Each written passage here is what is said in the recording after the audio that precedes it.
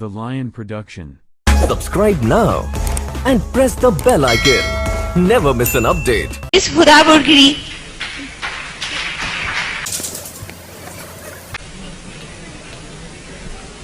عزت نفس کسی شخص کی محفوظ نہیں، اب تو اپنے ہی نگہبانوں سے ڈر لگتا ہے، ڈنکے کی چوٹ پہ ظالم کو برا کہتی ہوں، مجھے سولی سے نہ زندانوں سے ڈر لگتا ہے۔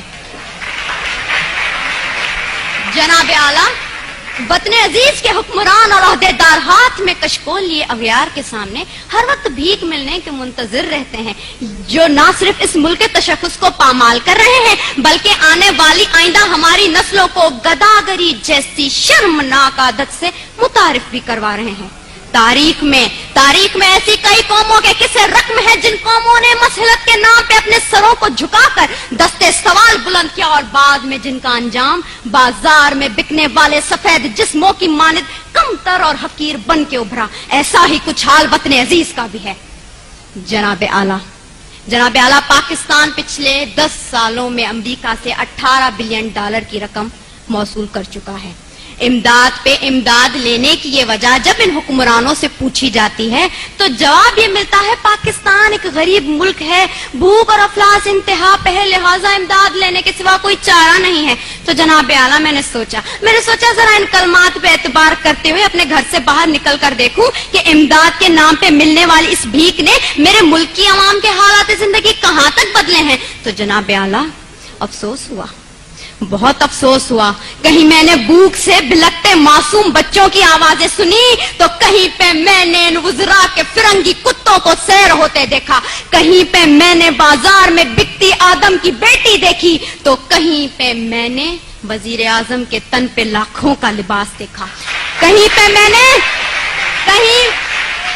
میں نے اولاد برائے فروخت کے نعرے سنے تو کہیں پہ ان وزیر اعظم اور حکمرانوں کے آگے پیچھے جاتی 10 مرسڈیز کو دیکھا، کہیں پہ میں نے عافیہ صدیقی کی ماں کو اس کے انتظار میں تل مرتے دیکھا تو کہیں پہ میں نے اس ملک کے حکمرانوں کو امریکہ کی خوشامد میں دن رات ایک کرتے دیکھا۔ میں کیا بتاؤں میں نے کیا دیکھا، ڈرون حملوں میں مرنے والوں کی لاشوں کو دیکھا، کئی عورتوں کے اجڑتے سہاگوں کو دیکھا، کئی نوجوانوں کو ہاتھ میں ڈگریاں لیے بے روزگاری کے عوض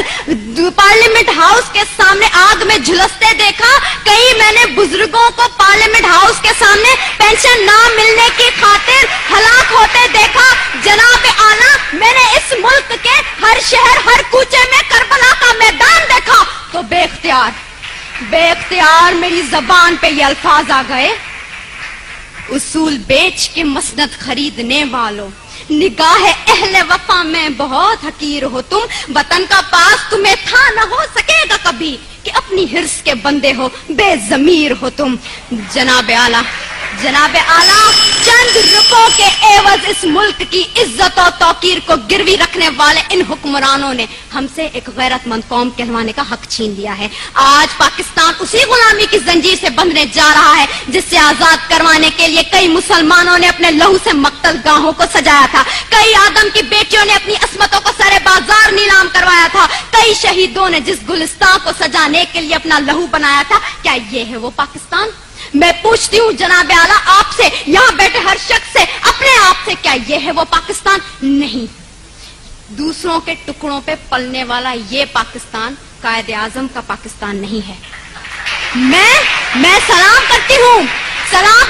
ان تمام قربانیوں کو جو اس ملک کو بنانے کے لیے لوگوں نے دی، مسلمانوں نے دی، لیکن